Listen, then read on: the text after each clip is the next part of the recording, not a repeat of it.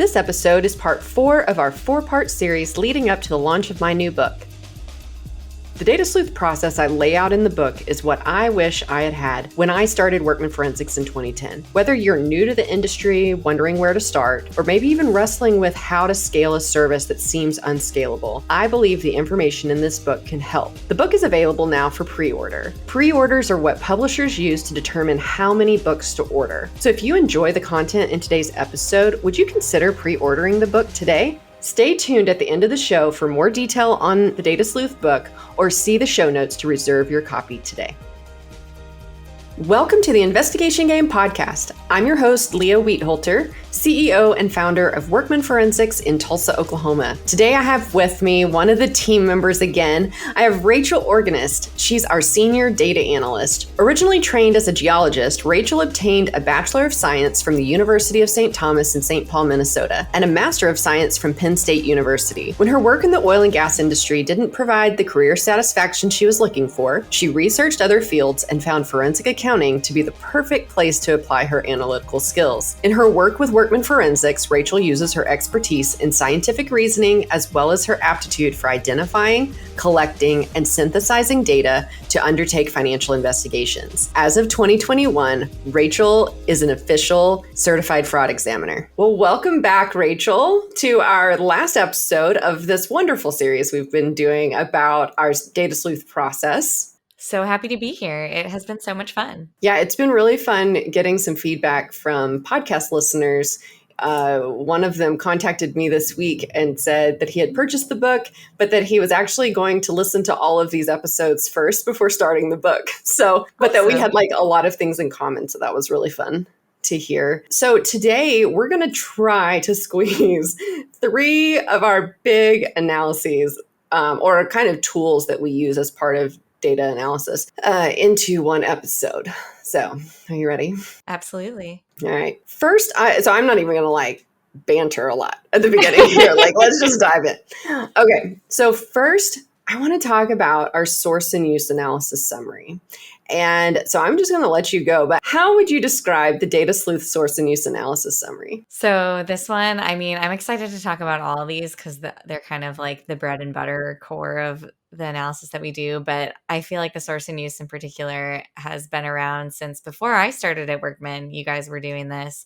But it's also just really cool, I think, how we've kind of improved it, refined it, made it work for us over the last few years.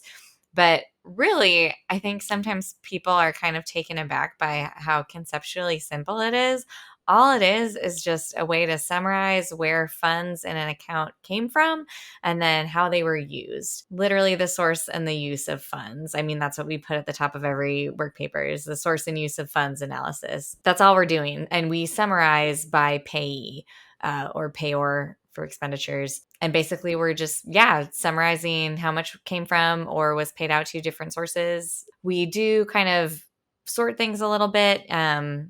We'll pull out withdrawals, transfers, things that appear to be corporate entities like LLCs or things like that. So there is a little bit of subgrouping that can make it more useful for us or for the client. But really, it's a pretty simple work paper. Yeah, it's just a reorganization and summary of everything that happened in a bank account, credit card account. Have we ever used it? We haven't really used it on any GL stuff. It's mainly account heavy transactions. Yeah, I remember the day that this hit me because I used to scroll through bank statements because whenever I first started, I was entering all the lines of the bank statement. So I kind of knew what to look for. So I'd kind of scroll and then I'm like, oh, let's filter for transfers. Let's filter for wires. But it was all these steps that I then had to remember to train my staff on. And so by creating the source and use summary, this let us look at all those things in a uniform fashion. I could, instead of saying, oh, did you also check for this on this big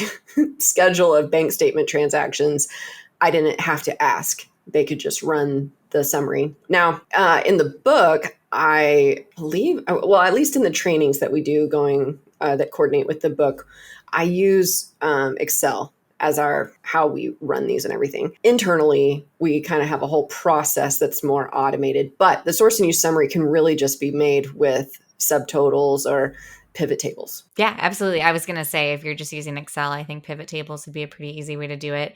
The other thing, you just kind of describing that made me think, the other thing that I think is like really simple but really powerful about it is that you don't just have to run it on one account. A lot of times we'll combine, all the personal accounts related to a case, or if there's multiple accounts related to a business entity, maybe they have an operating account and a savings account or something like that.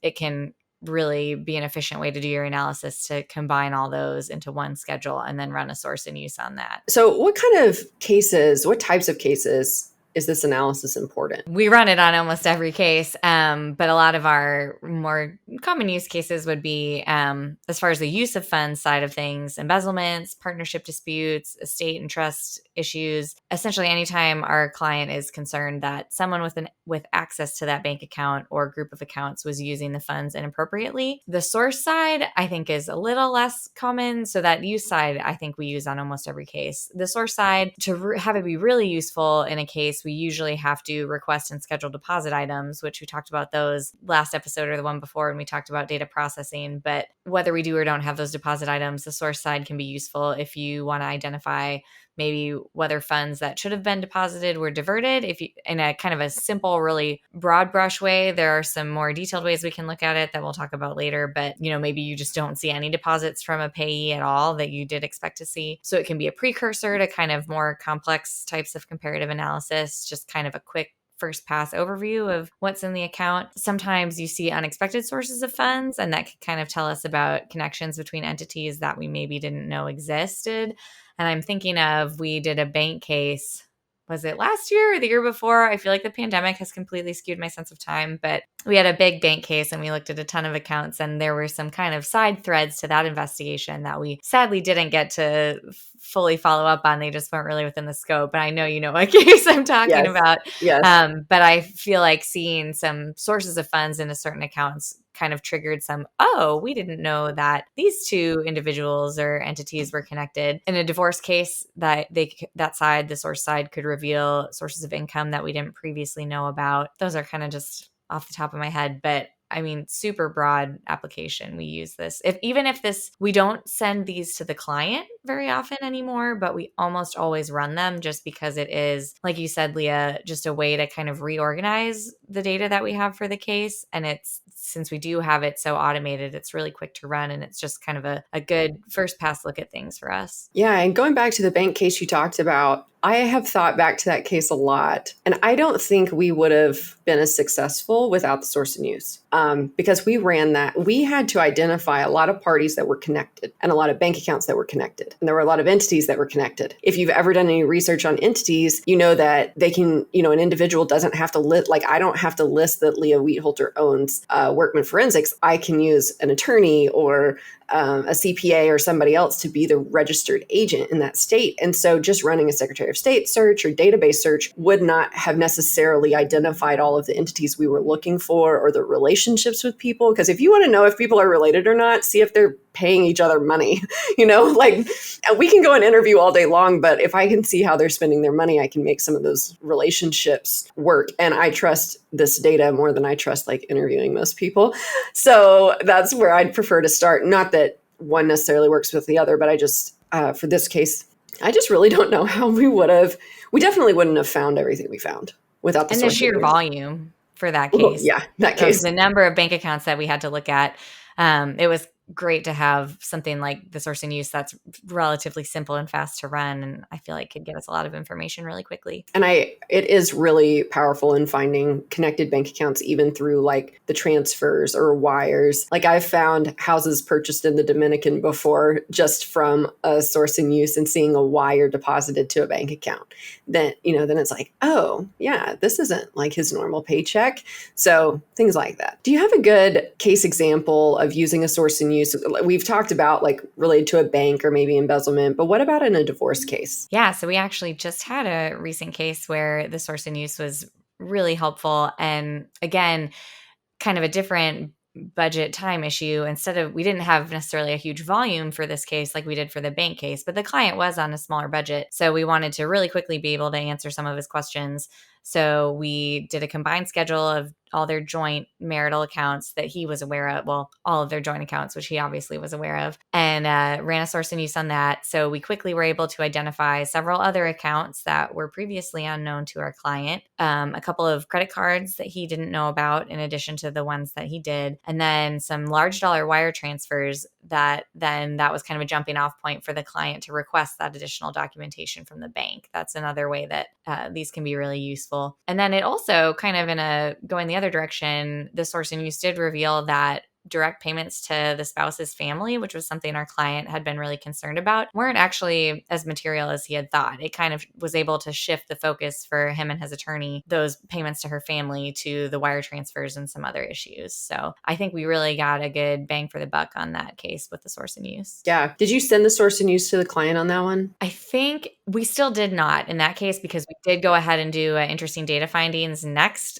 which we'll talk about in a minute. And that's kind of often our workflow for that. We use the source and use for us to just quickly see what we want to dig into a little more. And then when we do dig into specific transactions, we'll summarize those for the client on the IDF. So I think that's what we ended up sending him and going over with him. So there are a few things with running like a combined source and use. We don't combine personal with business, and we don't combine, we make sure the ownership of the accounts are the same on all the accounts that we're going to combine. So we don't want to take son account and mix it with a husband-wife account.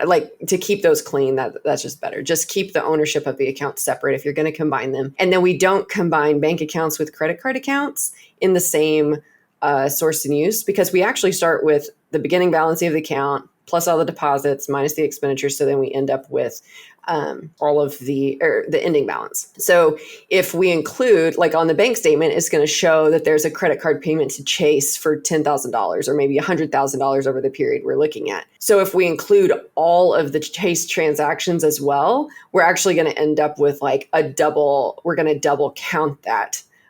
Because our credit card information is really, if you're an accountant, it's kind of like your subsidiary ledger. It's your detailed ledger of what was paid. That's how you know what that payment was for. So we keep those separate typically. Yeah. And that source and use, usually I'd say we run them on the bank account first, and then you can see if there are credit card payments out of that account. And that might tell you if you want to go further and dig into the credit card, because how a credit card was paid can be relevant to whether or not you even want to analyze those credit card statements. Sometimes it doesn't really matter for a case, and then we'd rather save the client money and not look at them at all. Right. Correct. Yep. Exactly. Okay. So we run a source and use first, and then connected to that, we run the interesting data findings. So from a high level, what is this Data Sleuth interesting data findings analysis or kind of some report really that we run? Yeah. So like you mentioned at the start of the episode, these are analyses, but they're also kind of just tools. And I think of the IDF especially as well as the risk-based analysis that we're going to talk about in a little bit, but it's more of a communication tool or a way of kind of organizing several different analyses and then presenting them usually to the client for feedback, but sometimes, just getting all our findings kind of in order for the finding summary or for the report. But basically for the interesting data findings, we run a bunch of tests on a data set. Usually it's going to be bank or credit card statements. And then we summarize those different items, the transactions that are most interesting, that we have interesting data findings for. So the IDF, that's how we abbreviate it. I love a good 3-letter acronym. But ultimately, then we end up with kind of a summary sheet of all the findings and then detailed tabs. So that allows the client to drill down. They can just start with a summary sheet. It's less overwhelming. It's kind of grouped into sections by the type of test or flag or analysis that we ran.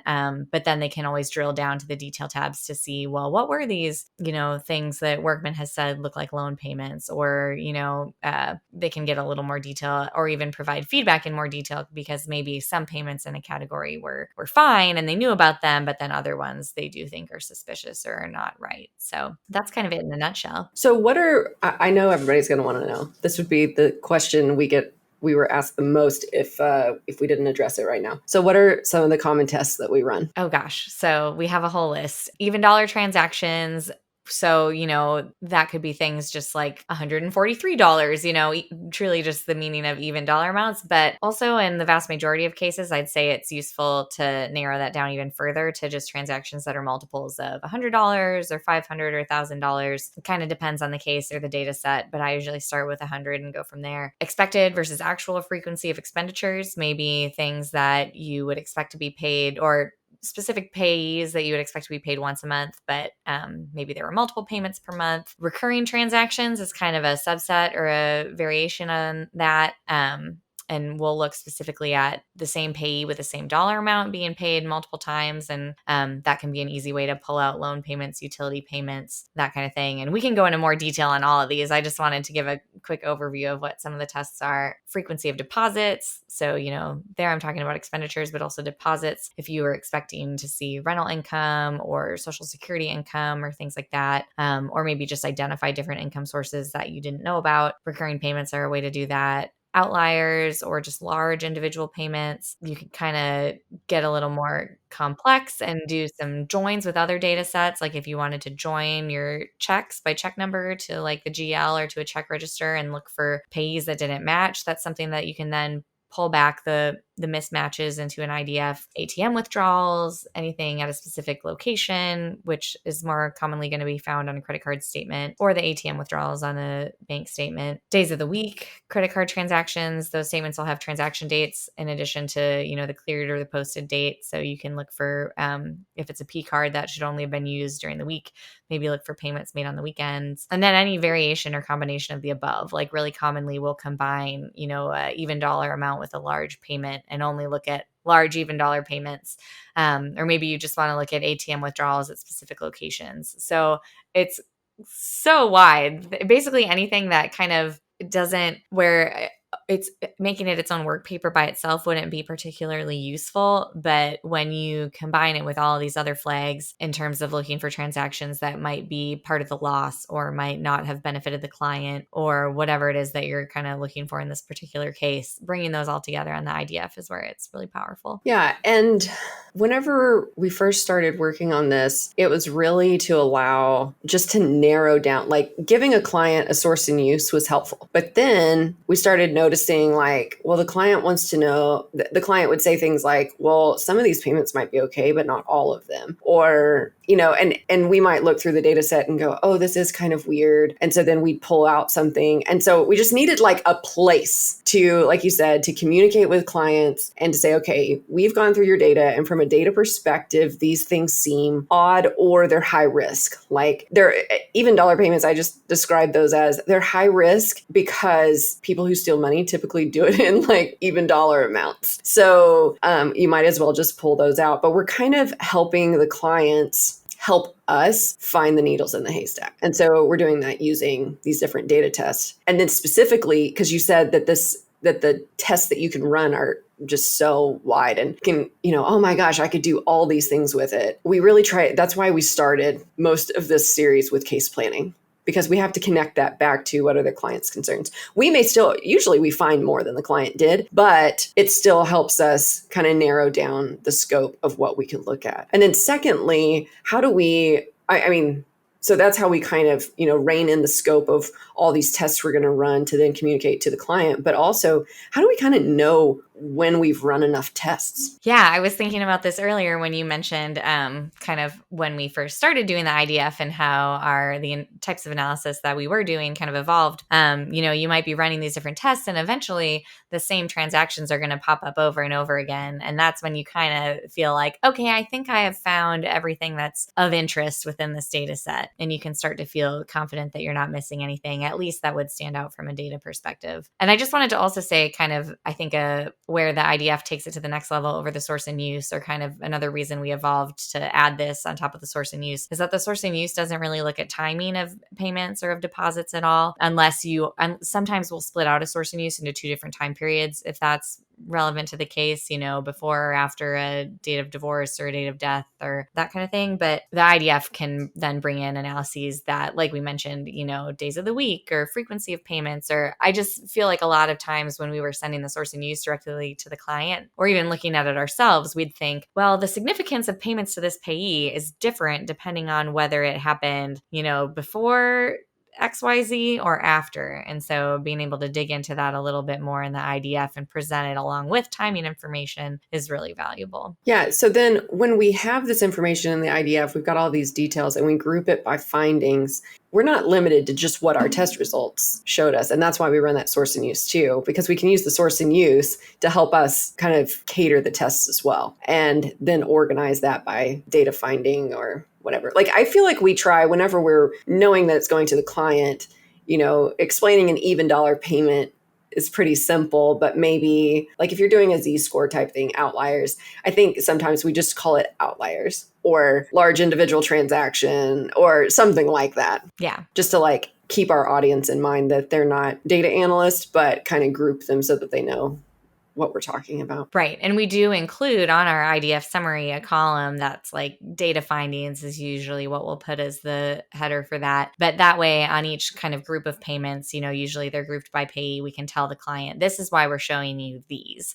and maybe include some questions that we have for the client, like, was this ordinary? Or this is why we're asking you about this, or just a little bit more context for them of why it's included. And that can help them too when they are giving us feedback. And I think that's kind of unique, by the way, to us, that we would incorporate the client into this process. Talk a little bit about it in the book. And story I use is that we had been, at this point, I have talked about the book so much that I can't remember which audiences I told what. So if this is a repeat, I'm really sorry to our listeners. But I don't think we've talked about this yet, but we had done some analysis and this guy was getting paid through like contract labor. So there were checks made directly to him, but then there were also checks in payroll. And so we did our analysis and then wrote this really nice report.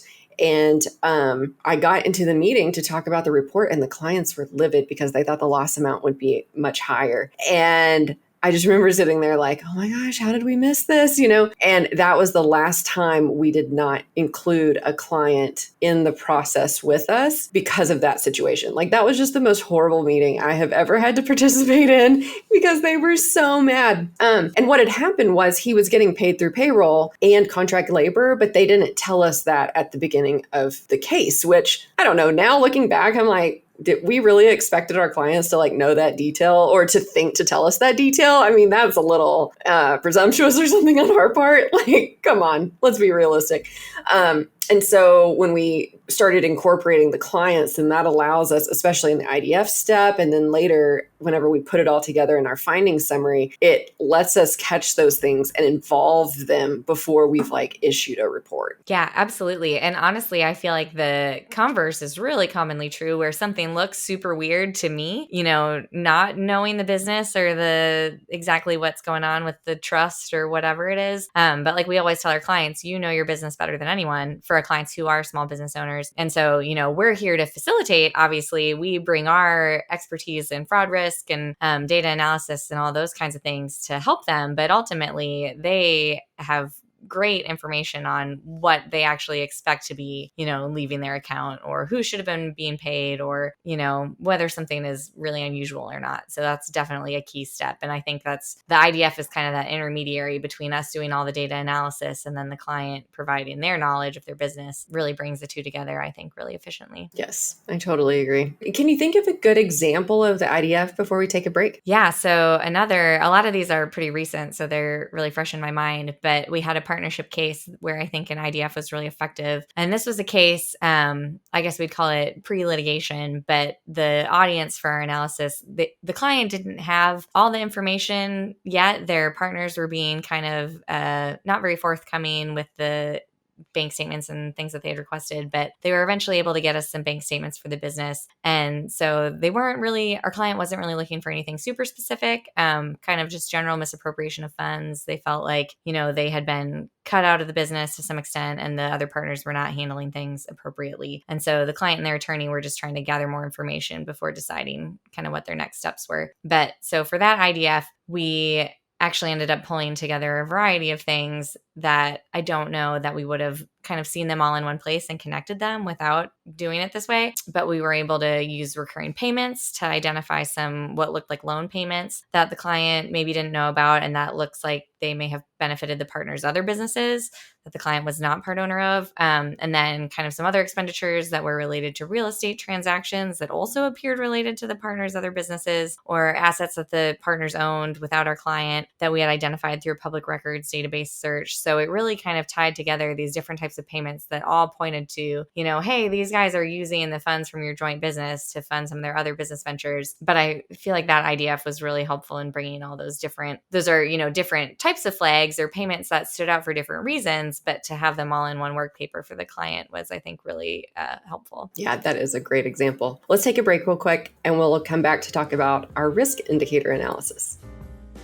Hi everyone, it's Leah. My new book, Data Sleuth, Using Data in Forensic Accounting Engagements and Fraud Investigations, launches April 19th. And to celebrate, we're giving away 10 signed copies during each of our April 5th and April 19th episodes. With 20 chances to win, you do not want to miss out. To be sure you're in the drawing, subscribe to the podcast and turn on alerts to be the first to know when the episodes drop.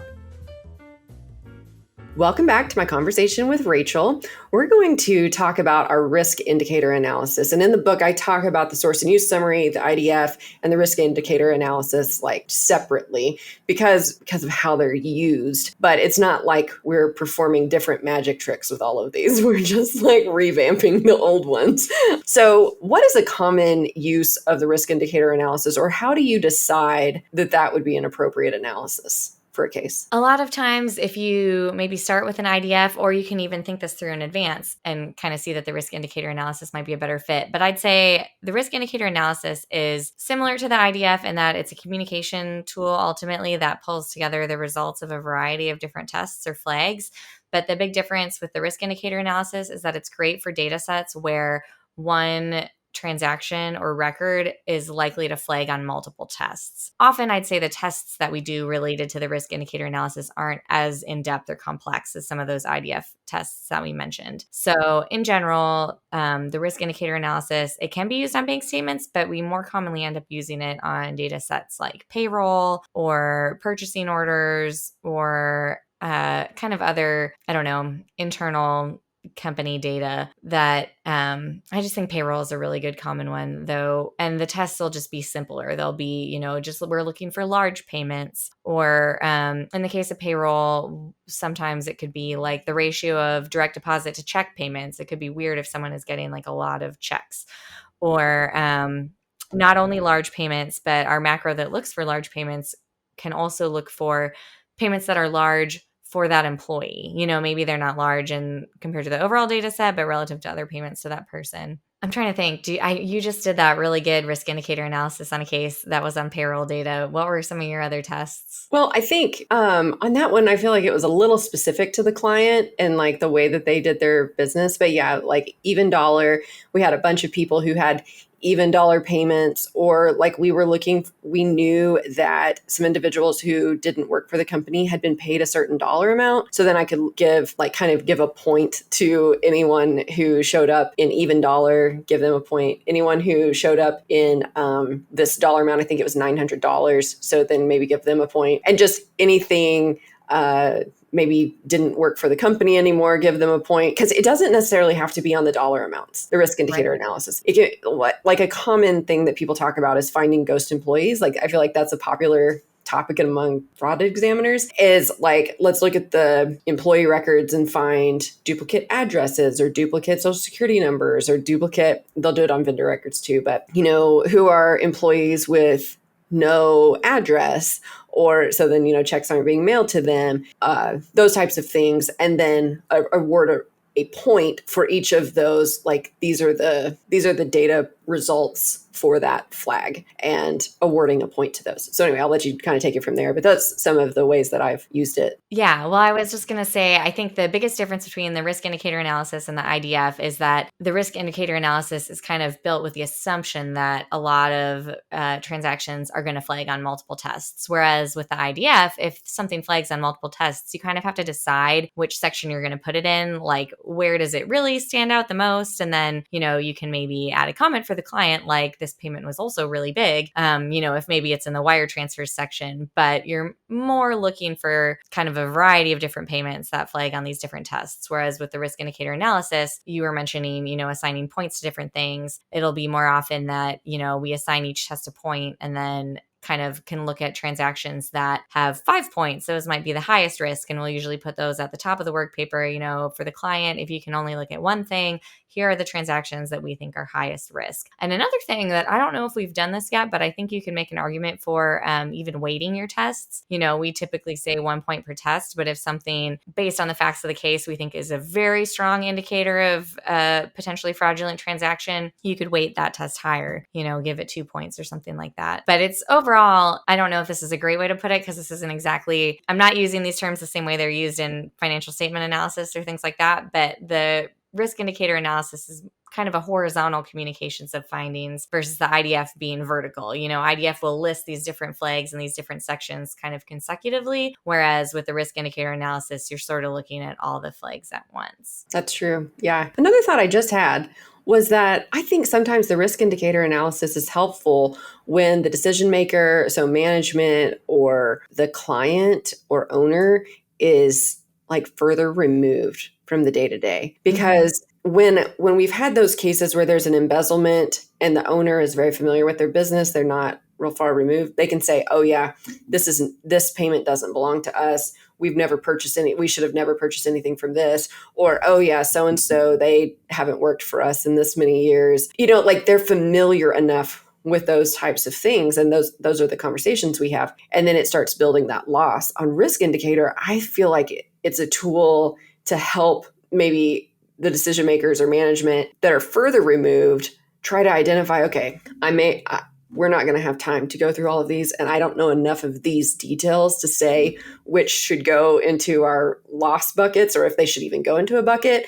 And so by saying, okay, well, if we had to prioritize your time, like you said, to look at anything, we would look at these that triggered multiple flags because we think these are the highest risk. And this is how we would track this down. We'd find these supporting documents or information or ask these questions and go from there. Because sometimes they're like, we know this happened, but we don't know which people this happened with. And there are hundreds of people. I mean, the case that I used this most recently on, I think they did like 5 million in payroll a year. And this payroll was like, not very many people were over $1,000 of payroll. So we're talking about a ton of transactions and trying to narrow that down to say, okay, these categories are most likely of highest risk that we need to consider. Yeah. And I think that is maybe payroll data sets kind of tend to be like that, especially with larger businesses. And maybe that's why one of the reasons we tend to use this more for payroll. Cause I'm even thinking one of the first cases I worked on here